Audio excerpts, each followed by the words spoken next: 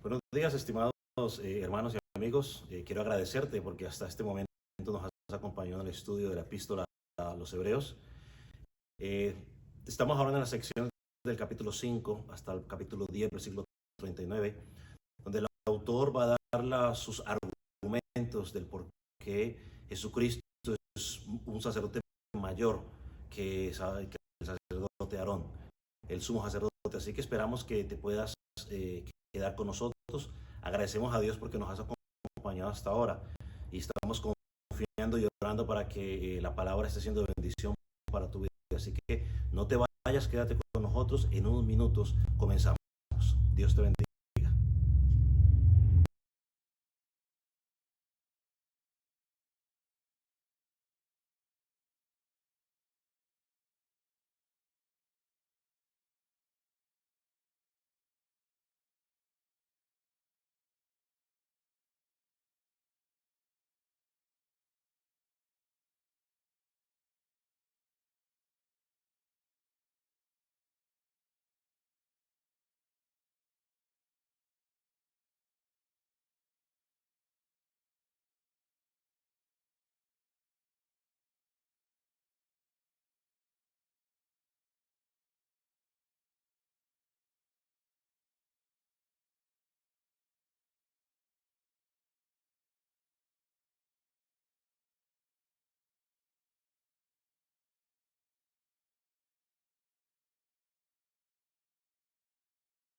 Ofrece por sí mismo y por los pecados de ignorancia del pueblo, dando el Espíritu Santo a entender que esto que aún no se había manifestado en el camino al lugar santísimo, entre tanto que la primera parte del tabernáculo estuviese en pie, lo cual es símbolo para el tiempo presente, según el cual se presentan ofrendas y sacrificios que no pueden hacer perfecto en cuanto a la conciencia al que practica ese culto, ya que consiste solo de comida y bebida y de diversas abluciones y ordenanzas acerca de la carne impuestas hasta el tiempo de reformar las cosas. Acompáñenme en oración.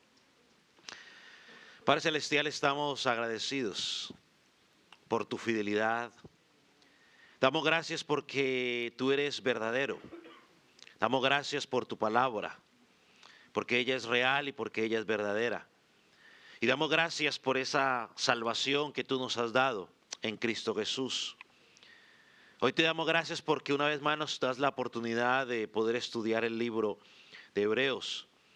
Gracias porque por medio de este libro o epístola o sermón de Hebreos, el Espíritu Santo nos enseña repetidamente sobre el antiguo pacto, sobre los sacerdotes, los antiguos sacrificios, y nos muestra de que eran una sombra de lo que vendría, de la realidad que vendría en Jesucristo, nuestro Salvador. Cuando Él vino lo hizo real. Padre, te damos gracias porque hoy no adoramos sombras, sino que hoy adoramos la realidad en Jesucristo, nuestro Dios, nuestro Salvador. Señor, ahorita al llegar a este capítulo 9 queremos pedirte que sigas abriendo nuestro entendimiento, que tu Espíritu Santo nos enseñe en esta mañana. Quizás estas verdades que, aunque para este pueblo eran fáciles de entender, para nosotros quizás sea un poco más difícil de entender. Señor, pero que pedimos que quites toda ceguera, quites todo prejuicio, quites toda dureza en nuestro corazón. Señor, oramos para que aquellos que no te conocen esta mañana te puedan llegar a conocer. Oramos para que ellos puedan llegar a ti en fe y en arrepentimiento. Oramos para que aquel que te conoce pueda ser fortalecido por medio de esta palabra. Señor, oramos por el predicador para que seas tú dando la sabiduría necesaria para poder explicar tu palabra y que no sea su corazón el que hable, Señor, sino que sea simplemente un vocero de lo que dice tu palabra. Señor, en tus manos quedamos, en el nombre de Jesús. Amén. Puede tomar asiento. Cuando comenzamos a estudiar o hacer la introducción de este epístola, dijimos que el Espíritu Santo, por medio de este autor de Hebreos, iba a hacer una constante referencia a las Escrituras del Antiguo Testamento.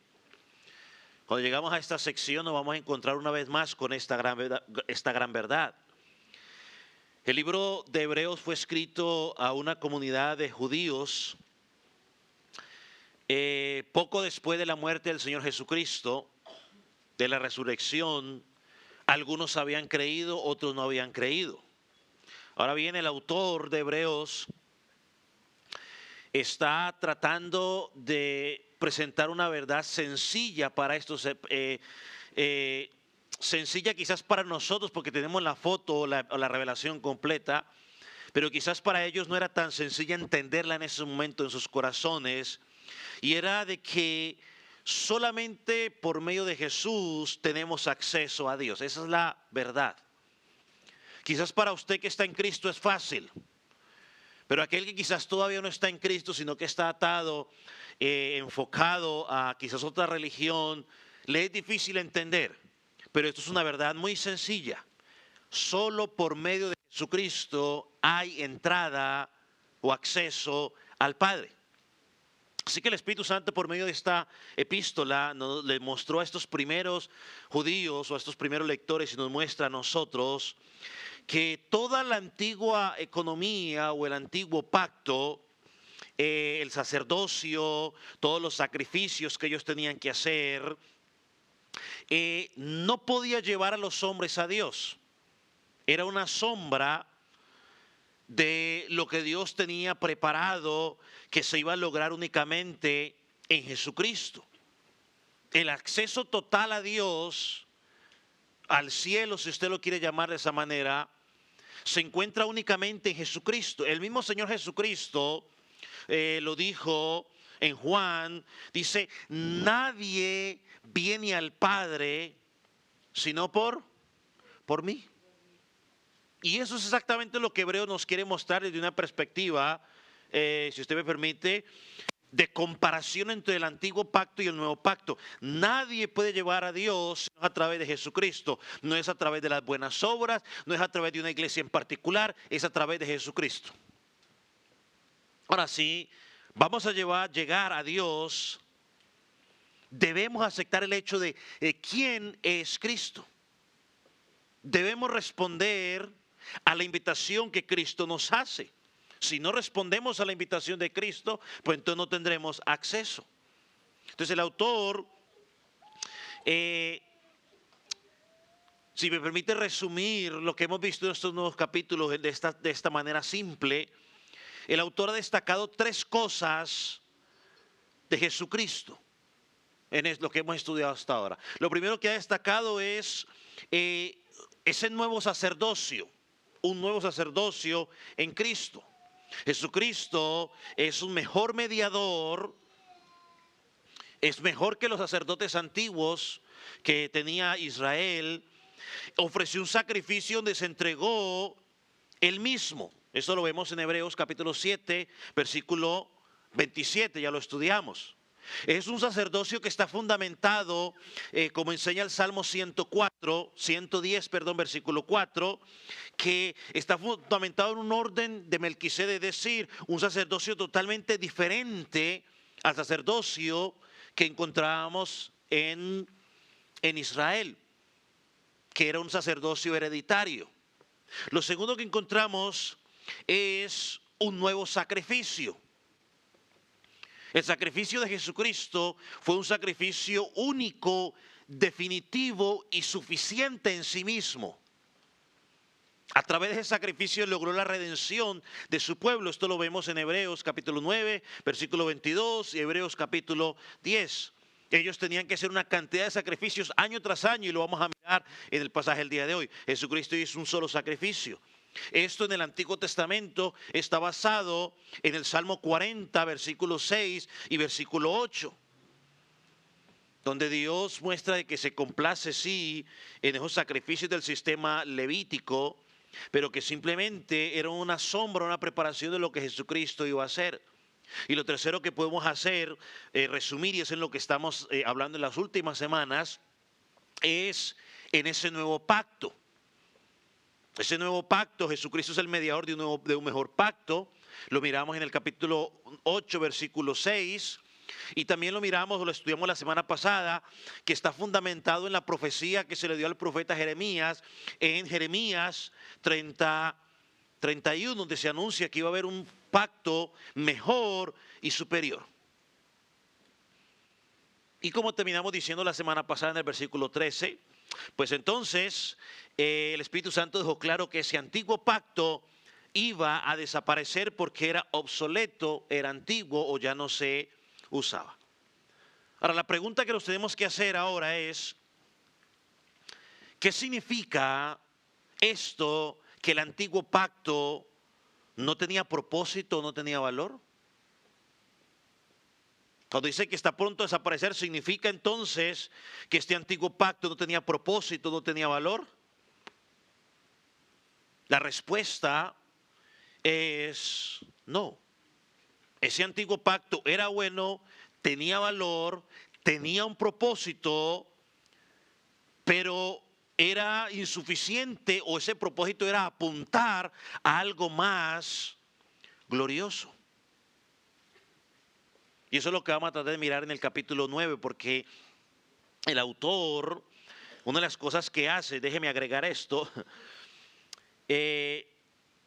a lo largo de esta epístola, si hemos ido notando, el autor presenta un argumento sólido y al mismo tiempo hace como un paréntesis, nos da unas declaraciones en cuanto a ese propósito.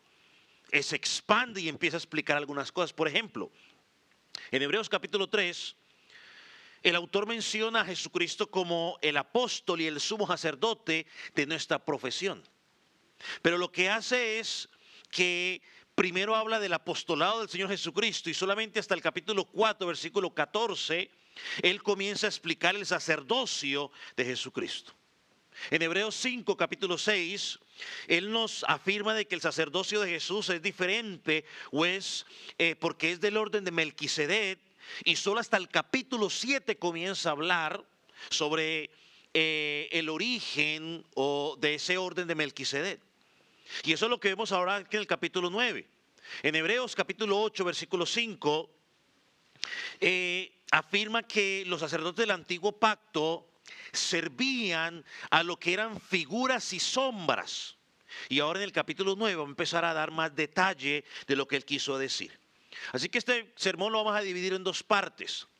La primera parte, examinaremos la disposición del tabernáculo terrenal y a la realidad que apunta, es la primera parte. Y la segunda parte analizaremos el ministerio que se llevó a cabo en él y por qué era necesario que fuera abolido o desapareciera. Esas son las dos cosas que vamos a tratar de mirar el día de hoy. Así que empecemos el primer punto haciéndonos esta pregunta: ¿cuál era la disposición del tabernáculo del antiguo pacto? ¿Cuál era la disposición del tabernáculo en el antiguo pacto? Vamos a partir de esa pregunta.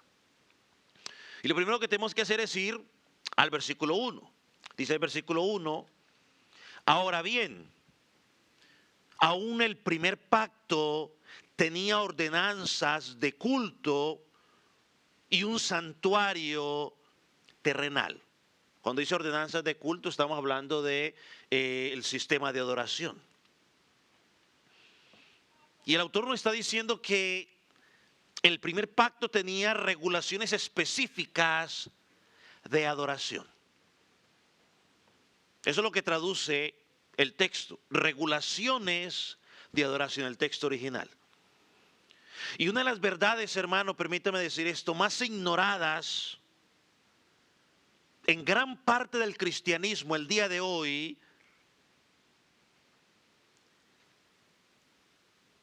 es las regulaciones de adoración en el templo.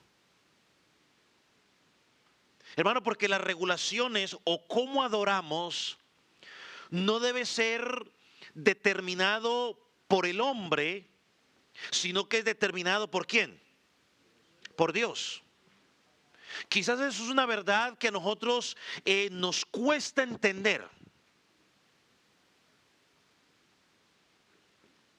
Pero es una realidad y tenemos que entenderlo, hermano. Escúchemelo bien, porque quien establece cómo, cuándo y de qué manera se debe adorar es Dios, no nosotros. Y tristemente en nuestros tiempos la adoración a Dios hoy suele estar influenciada por nuestros gustos, por nuestras emociones, por nuestras preferencias personales. Y eso ha llevado a que dentro de la congregación hayan muchas prácticas y elementos que Dios no ha ordenado. Uno de ellos es que la Biblia dice que delante de Dios todo tiene que ser en orden. Y muchas veces no hay orden a la hora de adorar a Dios. Y adorar a Dios no estoy hablando de cantar. Eso es parte de la adoración. Yo, si usted se ha dado cuenta, he ido tratando de decirle a los hermanos, bueno, servicio general de adoración. Porque es que todo lo que hacemos tiene que ser adoración. Escuchar la palabra, estamos adorando. Cuando ofrendamos es adoración. Cuando oramos es adoración. Cuando nos perdonamos los unos a los otros es adoración. Cuando practicamos todo lo que tenemos que hacer es adoración. Cuando cantamos, pues también es adoración. De menos hemos ido cambiando ese sistema aquí. Alabanza y ahora adoración. No. Es adoración. Ya sea que el cántico sea rápido o el cántico sea más despacio.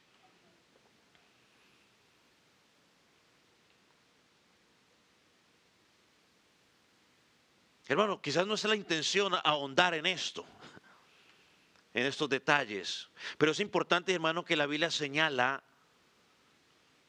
claramente cómo debe ser el culto, la adoración a Dios, y debe estar regido por lo que Él mismo establece en su palabra, no por lo que a nosotros nos guste.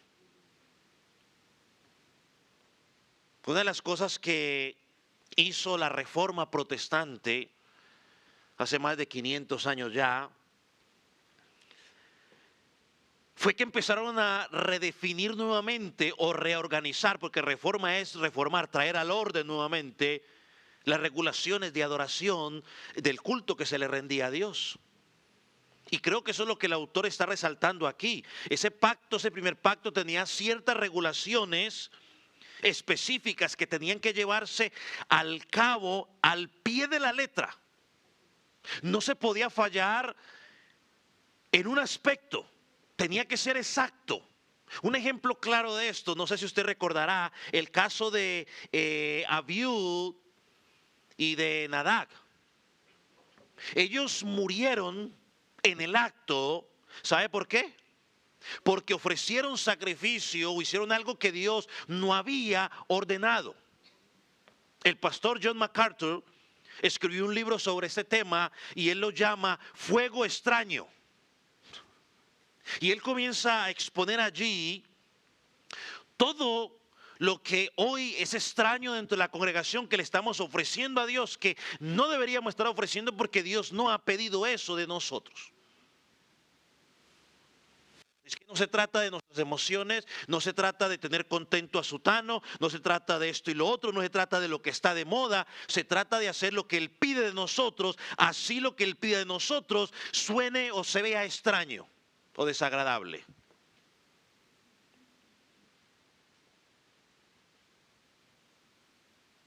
Me dijo alguien hace unos muchos años, cuando pastoreaba en Carolina del Norte, me dijo, no, lo que pasa es que usted apaga el fuego del Espíritu. Porque yo le decía que no podíamos hacer ciertas cosas. Entonces era conocido como el pastor que apaga el fuego del Espíritu allá en esa área donde nosotros vivíamos. El autor también menciona que ese culto de adoración se realizaba en un santuario terrenal. Es más, también nos acusan todavía de que los bautistas no tenemos el Espíritu Santo. Entonces, pues, usted sabrá, si es bautista no tiene el Espíritu Santo. Pero la Escritura no enseña eso, pero bueno, ese es otro tema. El autor también menciona aquí que el culto a Dios se realizaba en un sacerdocio, en un santuario terrenal. O sea que el autor está aquí apuntando a algo que usted quizás ha escuchado en algún momento, o quizás es para usted la primera vez, es algo que se llama el tabernáculo. Y este tabernáculo había sido diseñado, es una estructura que había diseñado y que tenía ciertos elementos que simbolizaban verdades espirituales profundas, si me permite decirlo de esta manera. Y desde el versículo 2 hasta el versículo 5, el autor comienza a decirnos cómo estaba dispuesto ese tabernáculo. En la Biblia, mis hermanos, hay dos, según los estudiosos, hay dos capítulos dedicados a la creación en cuanto al tabernáculo, pero hay más de 50 enfocados, hay dos capítulos dedicados a la creación, pero hay más de 50 capítulos enfocados en el tabernáculo. 50 capítulos de la Escritura enfocados a explicar el tabernáculo y solamente dos capítulos a hablar de la creación. Y usted preguntará, ¿por qué? Bueno, muy buena pregunta. Cuando lleguemos al cielo le preguntamos al Señor. Pero yo quiero que usted entienda algo y que me escuche con atención. El tabernáculo es importante y exige atención de nuestro estudio. ¿Por qué, pastor? ¿Porque queremos volver a hacer un tabernáculo? No. Porque el tabernáculo, mis hermanos, es un retrato tremendo y perfecto. ¿Sabe de quién? De Jesucristo.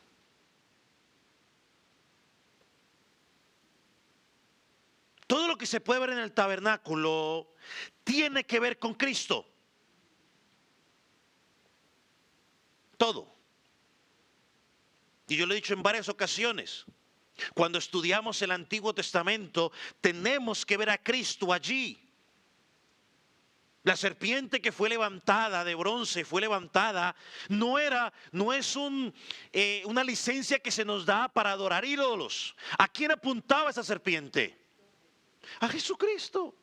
Aún el arca, yo le digo a los maestros, cuando enseña el arca de Noé a los niños, no únicamente hable del arca, no, vea a Cristo allí.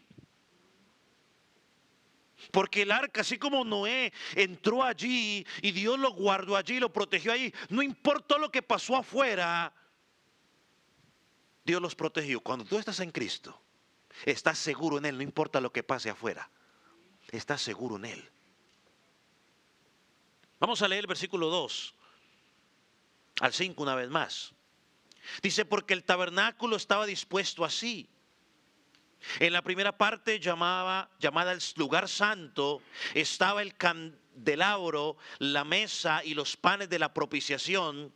Tras el segundo velo estaba la parte del tabernáculo llamada el lugar santísimo, el cual tenía un incenciario de oro y el arca del pacto cubierto de oro por todas partes, en la que estaba una urna de oro que tenía el maná, la vara de Aarón que reverdeció y las tablas del pacto, y sobre ellas los querubines de gloria que cubrían el propiciatorio, de los cuales de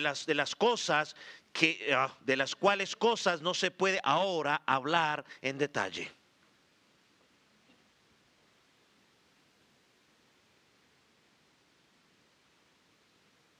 A lo largo de la epístola, el autor siempre se refiere al tabernáculo, no al templo. Quizás porque el tabernáculo fue la estructura original ordenada por Dios. Pero en el atrio del tabernáculo era un espacio amplio, aproximadamente de unos 45 metros de largo por 22 metros de ancho. Hermanos, y tenía, ¿sabe cuántas puertas? ¿Alguien sabe cuántas puertas tenía más o menos? Una puerta, al lado del oriente. Dice que era de 9 metros de ancho y 2 de alto, lo suficiente para que pudieran entrar varias personas. Esa puerta, mis hermanos, representa a Jesucristo. Jesucristo dijo, yo soy el camino. Jesucristo dijo, yo soy la puerta. Así como el tabernáculo tenía una sola entrada para que pudieran entrar al lugar que se representaba la presencia de Dios, solo hay un camino para llegar a Cristo, al Padre, perdón, y es Jesucristo. No hay más. No es la iglesia. La iglesia se puede llamar como quiera que se llame. Pero lo he dicho una vez más y lo seguiré diciendo hasta que el Señor me quite de esta tierra. Porque si me quita de aquí me voy a otro lado y seguiré diciendo lo mismo. Si en esa iglesia no se predica a Cristo, no hay forma alguna de que la gente pueda llegar al Padre. No hay. Pueden dar mucho dinero, pero si no se predica a Cristo, si no se invita a la gente a llegar a Cristo en fe y en arrepentimiento, es imposible que la gente llegue a Cristo, al Padre, porque Él es el único camino. Y perdóneme, porque de pronto alguien que no conozca a Cristo me esté escuchando y diga, pero eso es que es exclusivismo. Sí, el cristianismo no es exclusivismo porque nosotros los cristianos lo hemos designado de esa manera, sino porque Dios lo estableció de esa manera. Nadie viene al Padre si no es por mí. Si hubiera otro camino, el Padre no hubiera enviado al Hijo. Hay un solo camino. Otro ejemplo, Jesucristo se puso como yo soy la puerta, ¿no? Y hacía referencia a que cuando los pastores iban a meter los corrales, las ovejas a los corrales, Él se ponía en la puerta. Y nadie entraba y nadie salía. Él es el camino. El tabernáculo estaba dividido también en dos partes. No sé si alcanzaron a hacerlo otro. Bueno, póngamela entonces, pues. Porque es que no la mandé a tiempo. A ver, espero que alcancen a mirar. Si no, pues, pero más o menos estaba dividido en dos partes. El lugar santo y el lugar santísimo. La primera parte, el lugar santo, quizás era un poco más amplio, como usted lo puede mirar allí. Unas dimensiones aproximadas de 9 metros de largo por 4 metros de ancho. El lugar santísimo, en cambio, era un cuadro perfecto de 4 metros y medio por cada lado. En el lugar santo, en la primera parte más amplia, encontramos el candelabro de oro. Y este debía continuamente estar iluminando allí. También encontramos una mesa de madera de acacia cubierta de oro. Creo que si usted lo está viendo allá, está en la parte de abajo. Donde colocaban 12 panes que representaban las 12 tribus de Israel. Estos panes eran renovados cada día de reposo y servían como alimento exclusivo de los sacerdotes. También encontramos que estaba el arca del incienso. Ahorita vamos a hablar de eso. En el lugar santísimo encontramos el arca del pacto. Allá usted la ve. Era una caja de madera de acacia cubierta de oro que contenía en su interior las tablas de la ley, el maná y la vara de Aarón, que dice el versículo que reverdeció.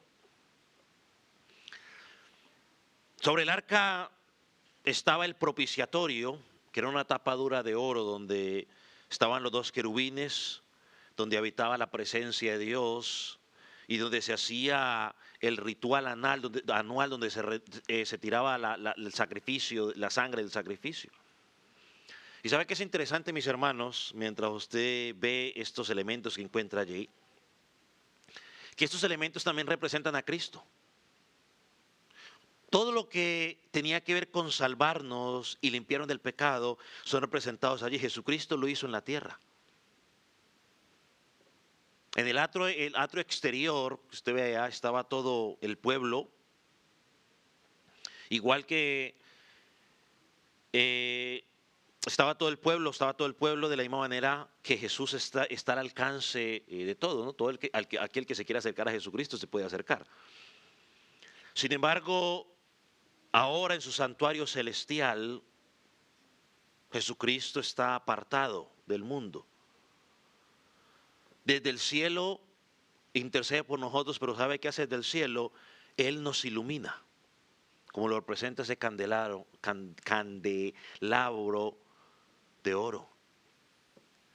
Él desde el cielo nos sustenta, como la mesa de los panes de propiciación de levadura que sustentaba al sacerdote. Ahora Cristo nos sustenta, no solo al sacerdote, sino a todos. Y por último, Jesucristo intercede por nosotros, como se hacía en la mesa del altar del incienso. Jesucristo dijo en Juan 9:5, mientras estoy en el mundo, yo soy la luz del mundo. Cristo se fue, el mundo está en tinieblas. Ahora solo es luz de ¿quiénes? De aquellos que creen en Él. Si tú no has creído en Cristo, estimado amigo, perdóname, pero andas en tinieblas, aunque estés viendo esta luz física, pero espiritualmente estás en tinieblas. Él nos guía, Él no guía a todo el mundo, no, Él guía a los suyos. Él ilumina nuestra mente para que podamos entender esas verdades espirituales que quizás son difíciles para nosotros. Y nos dirige en este mundo de oscuridad, a este mundo de oscuridad, para que podamos llevar la luz de Cristo. Ahora nuestra responsabilidad es ser luminares. Él nos alimenta, Él nos sustenta. ¿Nos sustenta cómo? Con su palabra. Por eso el creyente es importante, mis hermanos, estimados hermanos. Por favor, usted tiene que estudiar la palabra, leer la palabra en su tiempo personal. Hermano, que no sea un propósito de año únicamente. Me propongo este año leer la Biblia y estamos a 5, entonces está emocionado, pero ya el 6 dice, bueno, al rato, y del rato al rato lo descuida. No, tiene que ser un estilo de vida. Así como usted comió el 31, comió el primero, comió el 2, comió el 3, comió el 4, comió el 5, o va a comer al 5 y comerá mañana, y así sucesivamente. La vida espiritual, el creyente tiene que alimentarse día a día de su palabra. Hermanos, solo los que están enfermos no comen físicamente, porque andan ahí. Y si no comen, su cuerpo físico, ¿qué pasa? Comienza a deteriorarse, a debilitarse más. Si usted es un creyente y usted no está comiendo de la palabra de Dios todos los días, créame que usted se va a debilitar espiritualmente. A usted le pueden dar comida, pero no hambre. Dios ya le dio la comida, aquí está, cómasela. Él nos sustenta a través de su palabra. Y tenemos su Espíritu Santo que nos ayuda a entender la Escritura. Y no solo a entenderla, sino a aplicarla a nuestra vida. Ahora, mira algo interesante. Cuando usted mira los evangelios, cada uno de ellos nos presenta, la gente dice, pero ¿por qué los evangelios repiten? La gente, los que les gusta cuestionar la Biblia, dicen, no, es que son repetitivos, que Sutano le copió a Sutano y así, no. Se llaman los evangelios sinópticos. Pero la idea es que cada evangelio presenta a Cristo de una perspectiva diferente. Mateo nos permite ver a Jesús como el rey. Marcos nos permite ver a Jesús como ese siervo sufriente.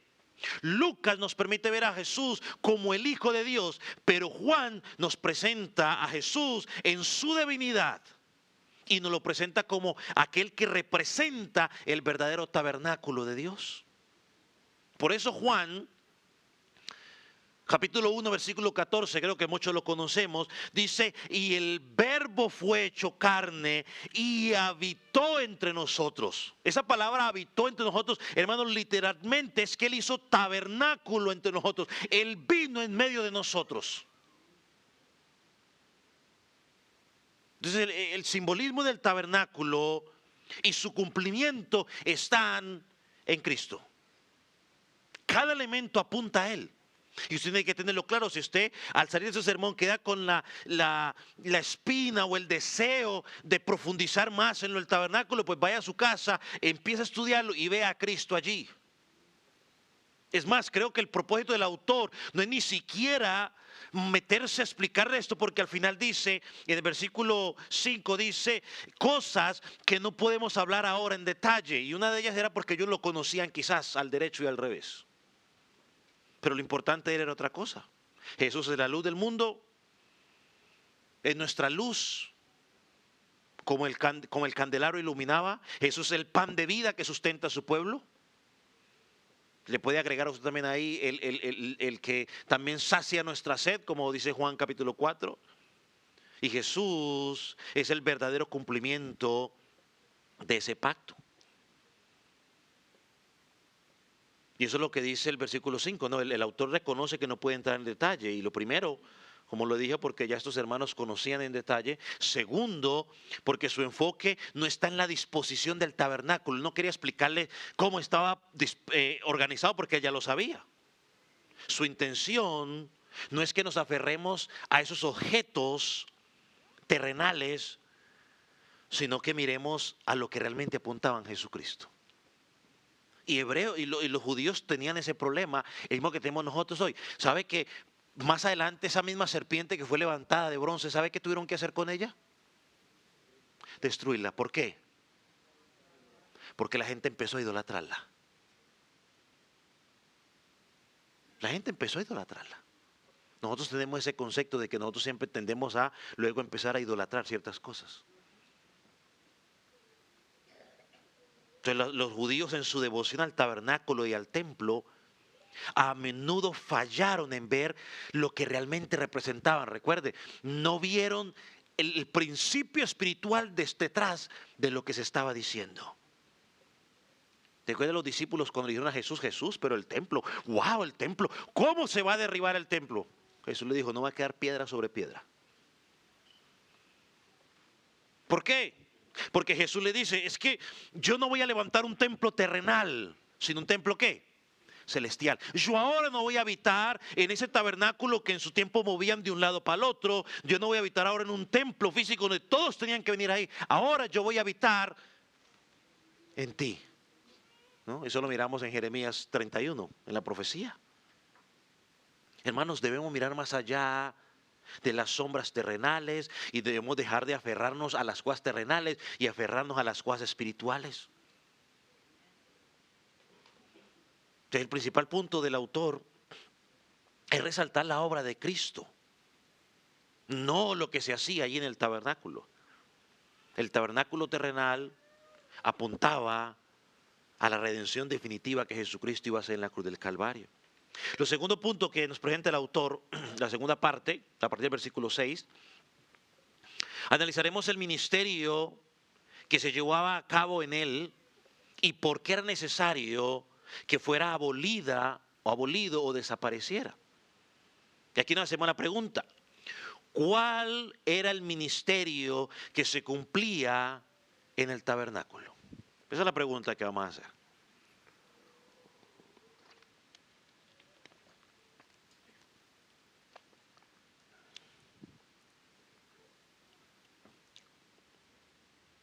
¿Cuál era el ministerio que se cumplía en el tabernáculo? Versículo 6 nos dice que estas cosas estaban dispuestas para el servicio del culto en el tabernáculo. El argumento del autor radica en que esos elementos no eran en fin en sí mismos, sino que eran los medios por los cuales los sacerdotes desempeñaban sus oficios. En el tabernáculo, los sacerdotes tenían varias tareas. Ellos tenían que asegurarse de que el candelabro tuviera aceite suficiente, o sea, que no se apagara, para que eso estuviera constantemente alumbrando. Como ya lo mencioné, cada día de reposo tenían que cambiar los 12 panes de la propiciación. Además, 2 veces al día tenían que quemar incienso. Y todas esas actividades constituían algo que continuo. Ellos tenían que estar constantemente a hacerlo, pero era limitado. Una vez más, vemos la imagen de Cristo. Cristo no cesa de iluminarnos. Cada vez que usted y yo nos sentamos, ya sea a estudiar su palabra o a escuchar una predicación fundamentada en la palabra, ¿sabe qué está haciendo Cristo allí contigo? Iluminándote. Yo por eso le digo, perdóneme si no suena correcto esto, pero por eso yo le digo, el creyente tiene que sentarse y cuando usted escucha la palabra, No pensar en que me están tirando, sino más bien, Cristo, tú me estás iluminando. ¿Qué quieres decirme a través de lo que me estás diciendo, Señor? ¿Qué quiere decirme? Segundo, Él nos sigue sustentando. Cada vez que usted escucha la palabra o estudia la palabra o escucha una predicación sustentada en la palabra, Cristo te está ¿qué? Sustentando. Me acordé de algo que pasó hace unos años, donde se comenzó un debate en una radio sobre si era necesario congregarse constantemente. Y unos decían que sí, otros decían que no, que esto y lo otro. Entonces llegó y llamó a alguien y dijo por la radio, mire, vea, yo considero que es importante congregarse y les voy a decir la razón por la cual. Dice, yo por ejemplo, llevo tanto tiempo casado y si usted me pregunta el menú de lo que mi esposa me ha cocinado por tantos años, yo quizás no me acuerdo en este momento cuál fue el menú, pero una cosa sí sé, que la comida que me dio en esa fecha en particular fue importante para mi sustento, para mantenerme. Quizás usted no se acuerda de las predicaciones de muchas que he escuchado aquí o en otro lugar, pero quizás en ese momento que usted la escuchó fueron de sustento para su vida. En ese momento Dios habló algo a su vida y usted dijo, ups, oh, de verdad. O usted estaba desanimado y eso le levantó el ánimo. O Dios le permitió recordar algo a través de eso. Entonces, Él es de nuestro sustento. Y otra cosa, Cristo sigue intercediendo por nosotros. La labor de Cristo es perpetua, es continua y es incesante. ¿Sabe que este ministerio en el lugar santo, es decir, antes de entrar al lugar santísimo, era una preparación para un evento mucho más importante?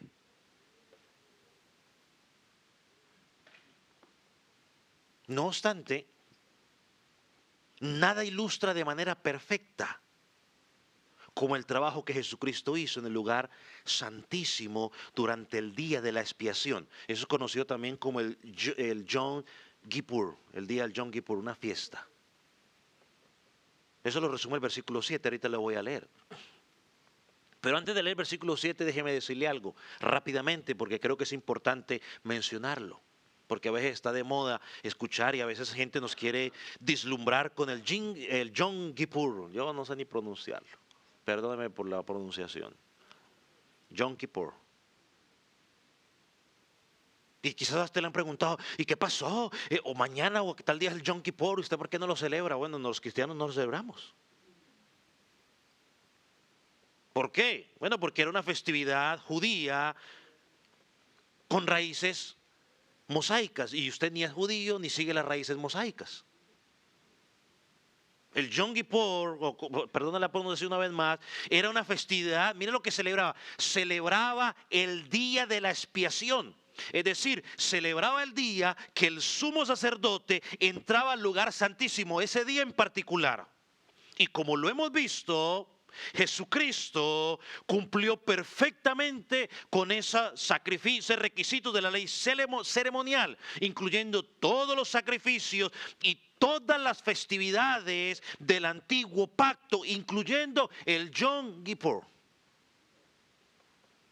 Recuerde que Jesucristo fue el sacrificio perfecto, definitivo y suficiente para la expiación de tus pecados y de mis pecados.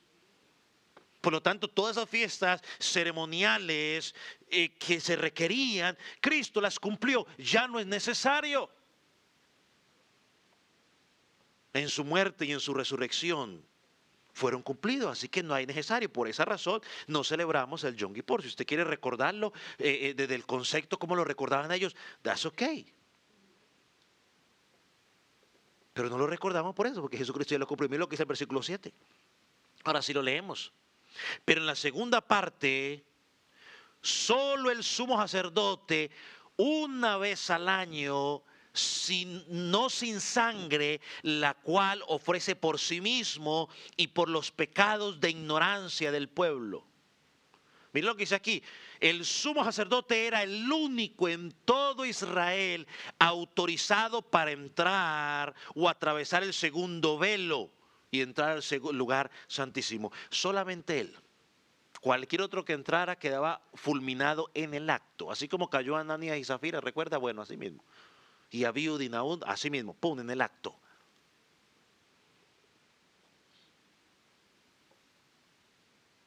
Y dice que tenía que hacer algo. Dice que tenía que entrar una vez al año y debía llevar sangre como ofrenda. A diferencia de Cristo, el sacerdote, antes de entrar, tenía que ofrecer sacrificio. ¿Por qué? Dice ahí, por sus propios pecados, los de su familia y los del pueblo. Y solo entonces podía entrar a ofrecer sacrificio por el pueblo. Y el ritual, mis hermanos, era meticuloso. Yo no sé si ustedes han tenido la oportunidad de ver alguna vez una película de doctores o algún documental de doctores cuando van a entrar a cirugía. Ellos hacen un ritual riguroso, hermano, hacia el pie de la letra. Pa, pa. Otro ejemplo que le puedo dar es como cuando usted va a hacer alguna receta en particular y usted está siguiendo una receta y usted sigue al pie de la letra lo que dice. Dice 1 pulgada, usted le echa 1 pulgada, no le echa 1 pulgada y 1/4, no, 1 pulgada. Ni tampoco le echa, no sé, 3/4, ¿no? No, 1 pulgada, exactica. Tiene que ser milímetro. Bueno, eso era meticuloso. Él tenía que limpiar el altar desde muy temprano, tenía que vestirse con unas ropas elaboradas que tenían en el pectoral de sí, ese pectoral daba a entender de que ellos llevaban al pueblo en su corazón. Luego tenían que usar el efod sobre los hombros para decir que ellos entendían, digamos, la carga que estaba sobre ellos y que también representaba las 12 tribus. Entonces, hermano, comenzaba ese sacrificio diario. Derramaba la sangre sobre el propiciatorio, los cuernos del altar del incienso, colocaba la mano sobre el animal, luego llevaban ese animal al desierto, o era enviado lejos, que simbolizaba que sus pecados habían sido llevados lejos, habían sido perdonados.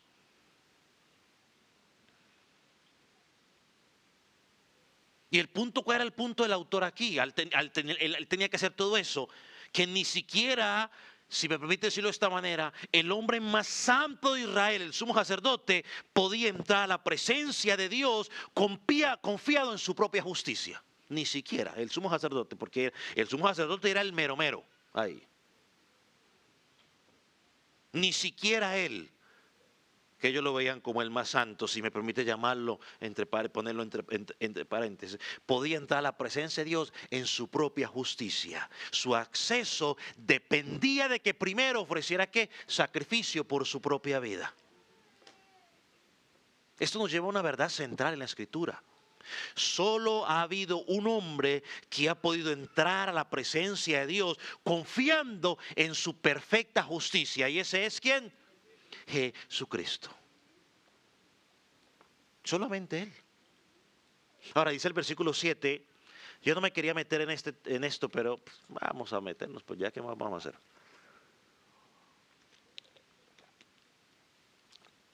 Y esta mañana todavía estaba pensando, le dije, ¿me meto o no me meto?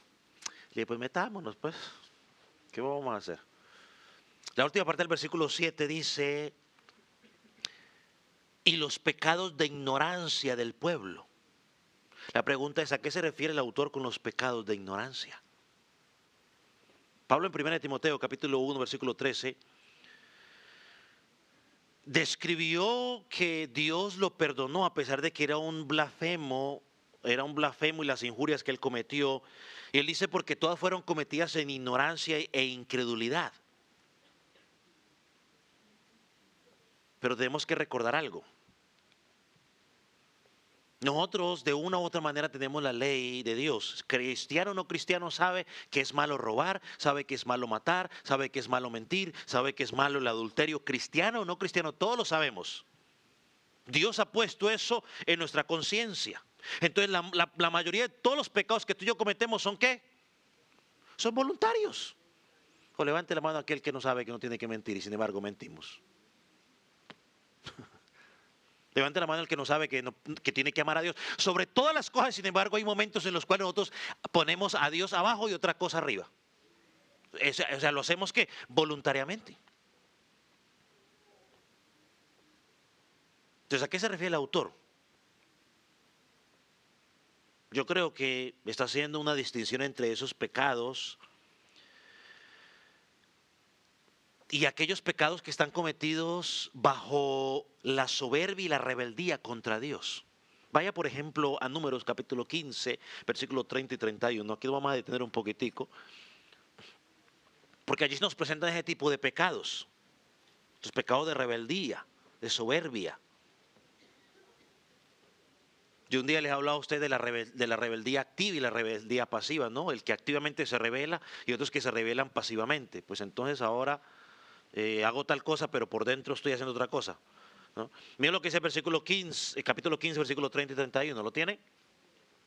Dice, mas la persona que hiciere algo con soberbia, así el natural como el extranjero, ultraja a Jehová. Esa persona será cortada de en medio de su pueblo, por cuanto tuvo en poco la palabra de Jehová y menospreció su mandamiento. Enteramente será cortada esa persona, su iniquidad caerá sobre ella. Damos gracias a Dios porque estamos sobre la gracia, porque si no, ya al menos yo ya hubiera sido aniquilado. No había expiación para estos pecados. O sea, el sacerdote no podía llegar a fin de año a pedir perdón por usted, por ese pecado. La persona debía ¿qué? Morir en el acto. Otro pasaje, Deuteronomio 2:17, versículo 12, voy a ir un poco más rápido. Dice, el hombre que procediere con soberbia, no obedeciendo al sacerdote que está para ministrar allí delante de Dios y el juez, tal morirá y quitará el mal de en medio de Israel.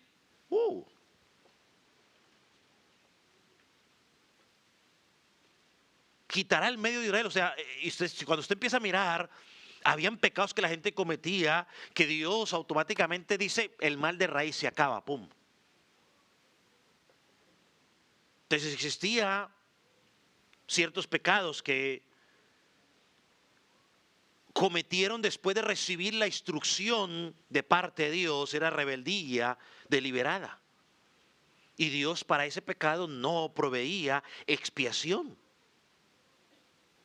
Ahora, ¿qué es lo que tiene el autor en mente aquí pensando en este pecado de ignorancia? ¿Cuál era el pecado que los destinatarios de esta carta estaban a punto de cometer? ¿Cuál era el pecado? Ya lo hemos mencionado en varias ocasiones. Apostasía. ¿Qué es la apostasía? Es al abandono de la fe. Es estar usted expuesto a la predicación, a la palabra de Dios, nunca creer en Él y un día decir, ¿sabe qué? Mejor vuelvo atrás. Los apóstatas o los que habían salido de ahí no eran ignorantes. Ellos habían sido instruidos en el Evangelio. Entendían que eran pecadores. Conocían que Jesús había venido a morir por los pecados porque se los habían dicho una y otra vez. Sin embargo, en su soberbia y en su rebeldía, rechazaron la verdad y decidieron no aceptar el nuevo pacto y volviendo al antiguo. Es como a usted que está sin Cristo, estimado amigo. Y se lo digo con seriedad, una y otra vez, usted niño, joven, adulto, una y otra vez se le ha predicado el Evangelio, se le ha hecho la invitación para Jesucristo, se le ha dicho usted es un pecador y usted está diciendo yo soy pecador porque yo no he matado a nadie, yo estoy bien. Yo no necesito a Cristo. El Cristo es una historia, yo estoy bien mejor viviendo la vida como estoy viviendo.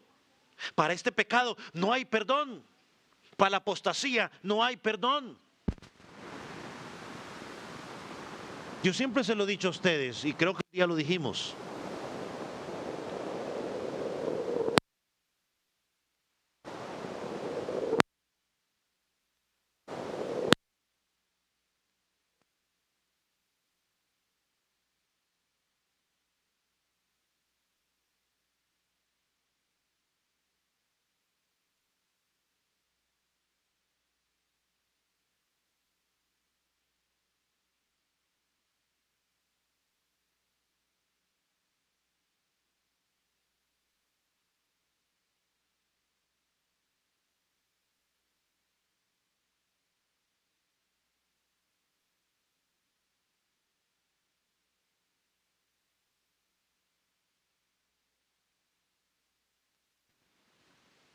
Oye, así bien.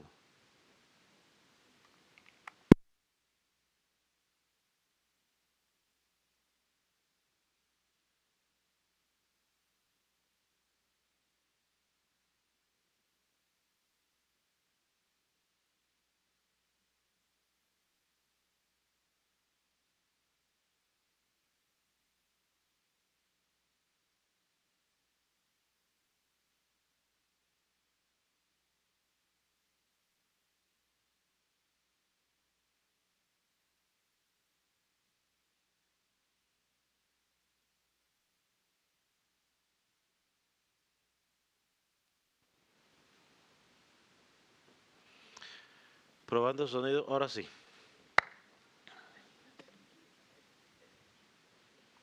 No hay perdón. Pastor, pues yo pensé que todos los pecados eran perdonados. Sí, pero el pecado de la rebeldía contra el mensaje de Dios, no hay perdón. ¿Qué más le puede usted decir a una persona que ya le predicó el Evangelio y sigue rechazando el único camino? ¿Qué más? Si usted le dice, pues que Jesucristo es único, no, no, no, no, no, no, no. Yo creo que esto y esto salva. Yo soy buena persona. No, yo no tengo nada que ver con Jesucristo. O yo creo Jesucristo a mi manera. No, es que no se trata a tu manera. Esa como Dios dice en su palabra. Esto es lo que Jesucristo llama blasfemia contra el Espíritu Santo. Y la blasfemia contra el Espíritu Santo, por lo que entiendo yo en la Escritura, hermanos, simplemente es el rechazo deliberado de la verdad revelada por el Espíritu Santo acerca de Jesucristo y el Evangelio. Si usted no cree, ¿cómo va a ser perdonado? ¿Usted es perdonado cuando cree? Entonces, ese pecado es imperdonable. Y esto creo yo que es lo que está en la mente del autor de Hebreos. Al contrastar los pecados por ignorancia cometidos voluntariamente, pero que usted los cometió voluntariamente, pero por lo menos usted dice, sí Señor, reconocí que soy pecador, vengo delante de ti, quiero que me perdones. Sí, reconocí que hice esto y esto, que fui un blasfemo, que hice esto contra ti, pero el que no viene y reconoce delante de Dios, sino que quizás presenta delante de Dios su lista de todas las cosas religiosas que usted ha hecho. Un ejemplo perfecto es la oración del samaritano, del publicano, perdón, y del líder religioso. El otro dijo, Señor, sé propicio a mi pecador. El otro empezó a decir todos los argumentos que él tenía. Yo ayuno, yo hago esto, yo hago esto, yo hago lo otro. Y dice la Escritura, ¿cuál fue su justificado? El que se humilló. Pero el que se rebeló. Ahora en los versículos 8 al 10, el autor nos va a explicar lo que significa el ministerio del sumo sacerdote en el día de la expiación. Leamos.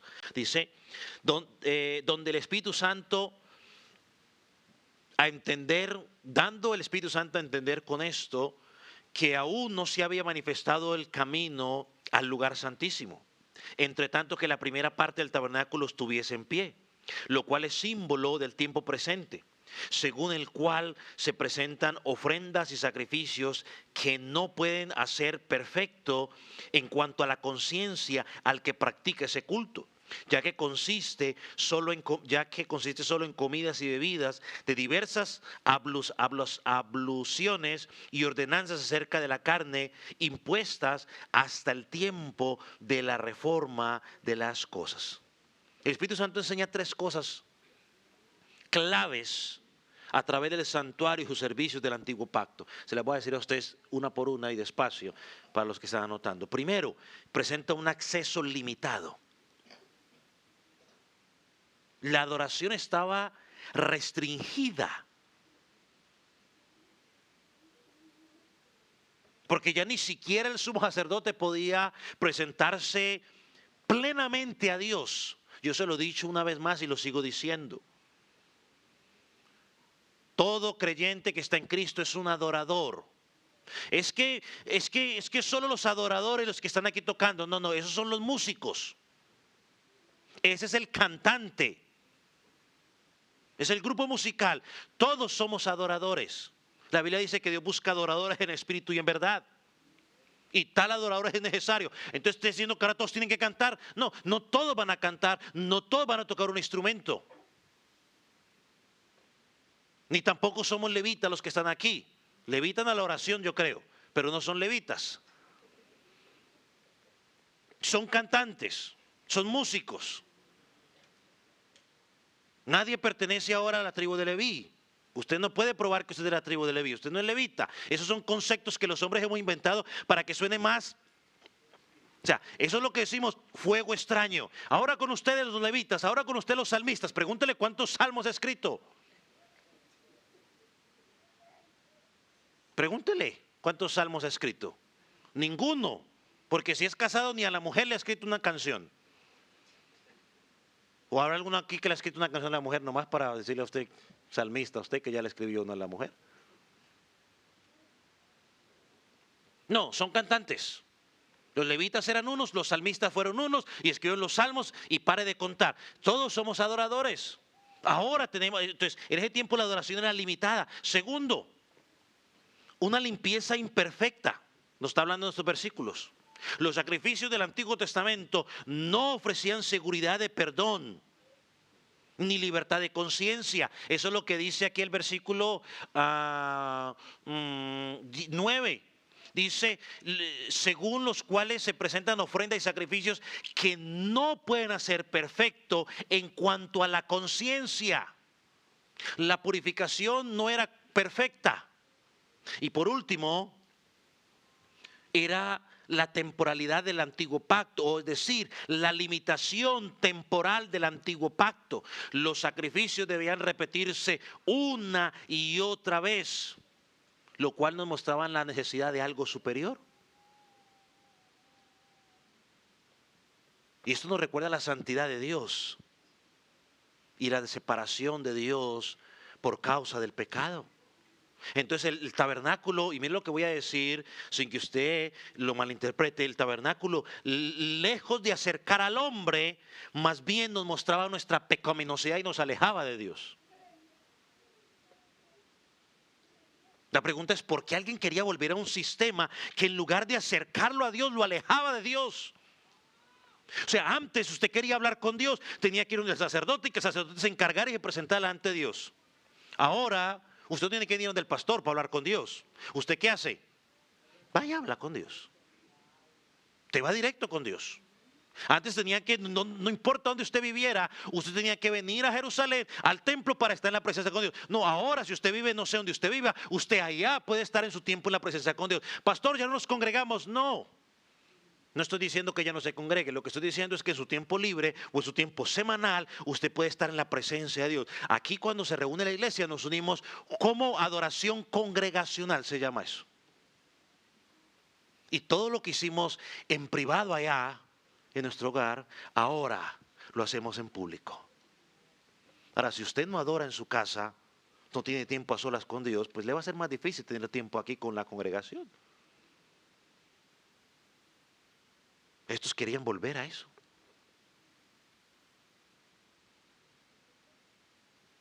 Ahora, ¿por qué el tabernáculo impedía a los hombres acercarse a Dios? Bueno, la respuesta la encontramos en el versículo 9.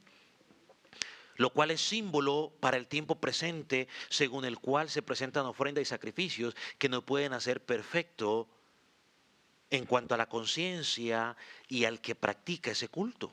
Primero porque el tabernáculo lo único que hacía era impedir al pecador el acceso a Dios. ¿Por qué? Porque ese sistema no podía perfeccionar al hombre. Nos mostraba lo pecaminoso que éramos, nos mostraba nuestra incapacidad para acercarnos a Dios.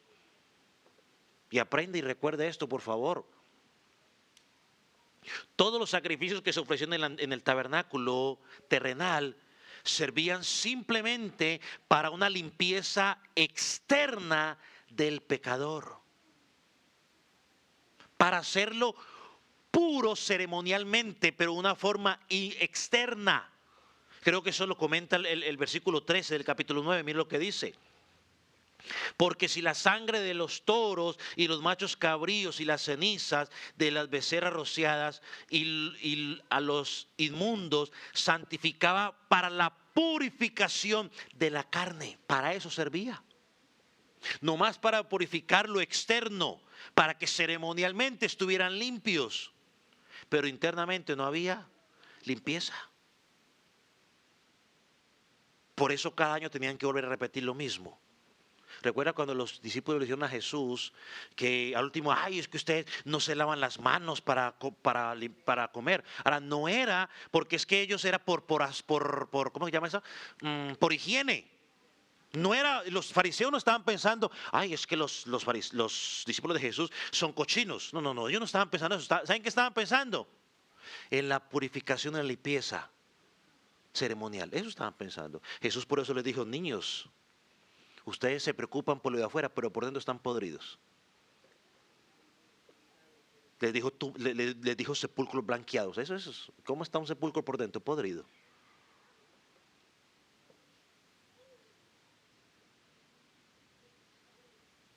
Y eso es lo mismo que miramos, creo que en el versículo 10, ¿no? Cuando habla de todas esas comidas, bebidas, esas abluciones son lavamientos o purificaciones. Debe haberlo dicho antes, ¿no? Esas abluciones son lavamientos y purificaciones que eran ordenadas, que habían estado impuestas por Dios. Si Dios las ordenó, pero era una figura perfecta de lo que Jesucristo iba a hacer por causa de su pueblo, ya no en un santuario físico, sino en el santuario ¿qué?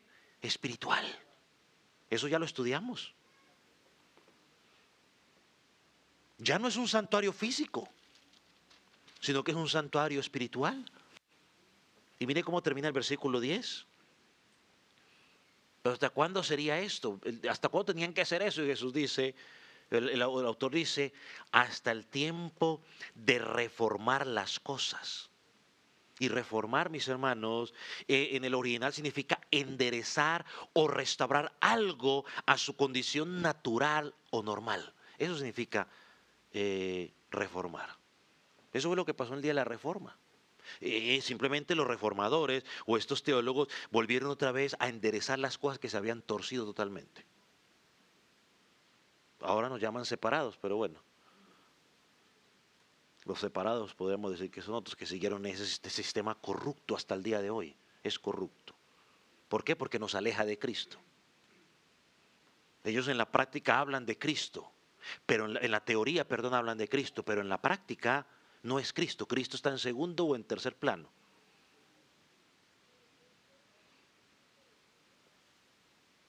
Entonces Dios en su plan se propuso salvar al hombre porque el hombre por su pecado se había alejado de Dios.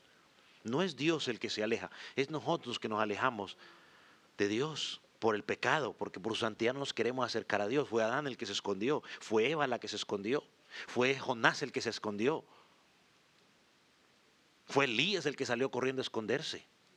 Y así sucesivamente eres tú, soy yo el que nos escondemos. Cuando estamos en pecado, en lugar de acercarnos a Dios, lo que hacemos es nos escondemos de Dios. Hasta la reforma de las cosas, hermano, también creo que tenemos que alinearlo con lo que estudiamos la semana pasada. Habla de hasta el tiempo nuevo que fue ordenado por el profeta Jeremías en el capítulo 31, ¿recuerda? Que lo estudiamos cuando dijo que les daría un corazón ¿qué? Nuevo. Una vez más, perdóneme que yo sea tan enfático con esto y quizás esto moleste a la gente, pero tengo que decir porque es mi convicción. No es cuento de que abre tu corazón, entrégale tu corazón. No, no. Jesucristo no pide que le entregues tu corazón. Jesucristo dice, yo te voy a cambiar ese corazón, te voy a dar uno nuevo. Dice, y yo pondré mis leyes en ti, y tú serás mi pueblo, y yo seré tu Dios. Es Dios. Hermano, qué palabras más claras. Para estos hermanos que estaban dudando, pensando volver al primer pacto, el autor les dice, no tiene sentido, no regresen. Es como aquellas personas, sí, no tiene sentido, mejor dejémoslo ahí.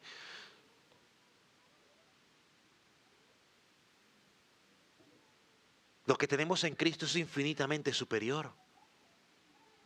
Estos hermanos necesitaban escuchar eso y tú y yo necesitamos escuchar esto. Lo que tenemos en Cristo es infinitamente superior. ¿Significa que todo será color de rosa? No, no todo va a salir color de rosa porque tanto usted como yo somos hombres y mujeres pecadores que Dios está trabajando en nuestras vidas, santificando nuestras vidas. Solo llegaremos a la perfección cuando Jesucristo venga por segunda vez y seamos transformados. Mientras tanto, tenemos que poner en práctica todo lo que Él nos enseña que tiene que hacer su cuerpo. Entonces el primer pacto sirvió, según el autor de esta epístola, como sirven los andamios y las redes de protección. Creo que todos hemos pasado cuando están construyendo algo y ponen unos andamios y ponen una protección, ¿no? Y lo que hace eso es proteger para que nada caiga hacia este lugar para golpear a los que estamos pasando y de cierta manera pues cubre lo que está pasando allí. Ahora, cuando termina la construcción, ¿qué pasa con esos andamios y esas redes? Son quitadas. Para que ya podamos ver con claridad, bueno, mi hermano, cuando Jesucristo vino, se quitaron esos andamios, se quitaron esas redes y ahora está claro, es Jesucristo. El segundo pacto, el primer pacto son esos andamios, el segundo pacto es la verdadera edificación. La verdadera edificación, el verdadero tabernáculo es Cristo. Todas sus ordenanzas apuntan a Cristo. Por lo tanto, el otro ya no tiene sentido. Hermano, y si tú y yo como cristianos queremos aplicar esa verdad a nuestra vida,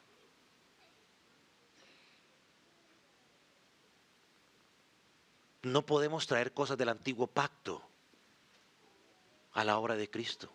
Los judaizantes hacen eso, quieren judaizar a la iglesia.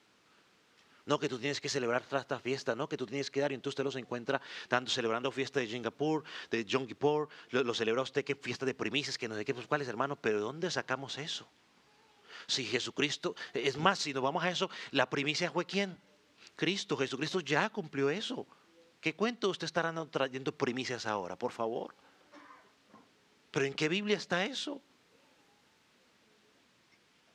¿En qué Biblia está eso?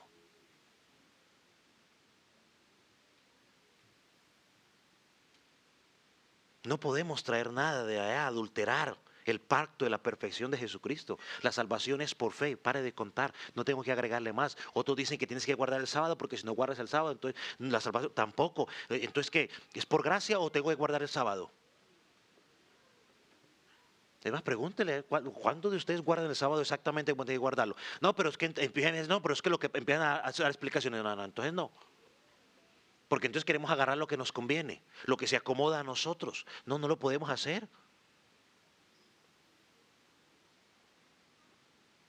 Hermanos y amigos, el mundo nos quiere seducir, al igual que el primer pacto quería seducir a estos hermanos. Tenemos un mejor pacto, tenemos unas mejores promesas, debemos resistir a la seducción del mundo. Y todos los que estamos aquí somos seducidos. ¿Eso no es lo que dice el apóstol Pablo en Romanos capítulo 7? Todos. Pero debemos resistirnos, debemos fijar nuestros ojos en el autor y consumador de la fe. Debemos escuchar su voz, debemos fortalecernos en su palabra. Hermano, no creamos a lo que el mundo nos está presentando. El mundo siempre nos presenta todo bonito y color de rosa, como se lo presentaron a Eva. El mundo siempre nos lo va a presentar así.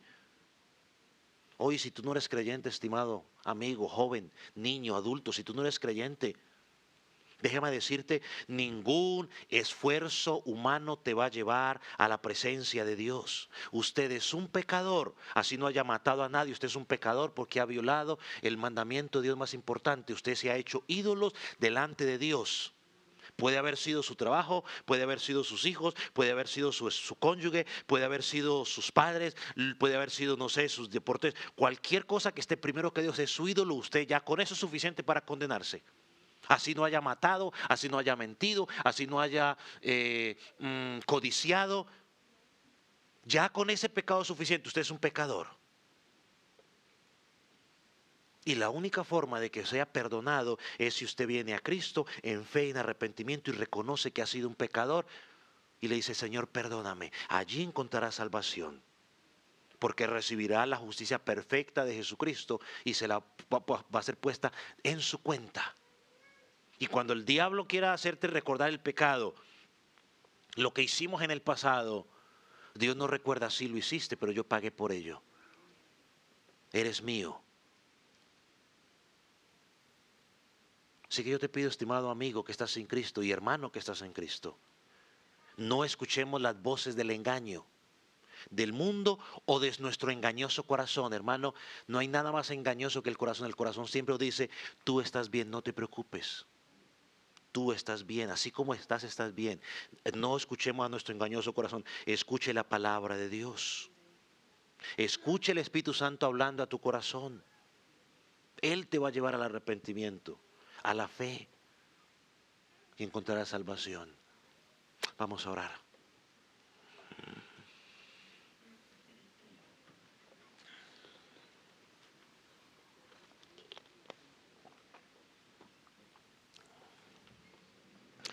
Padre, te damos gracias por tu palabra. Señor, gracias por mostrarnos la perfección de Jesucristo. Gracias por lo que Él hizo en nuestro lugar. Señor, yo te pido que esta verdad que fue expuesta esta mañana pueda edificar nuestras vidas, pueda fortalecernos, aquellos que estamos en Cristo, para seguir dando frutos de verdadero arrepentimiento, para que sigamos luchando contra las tentaciones del mundo.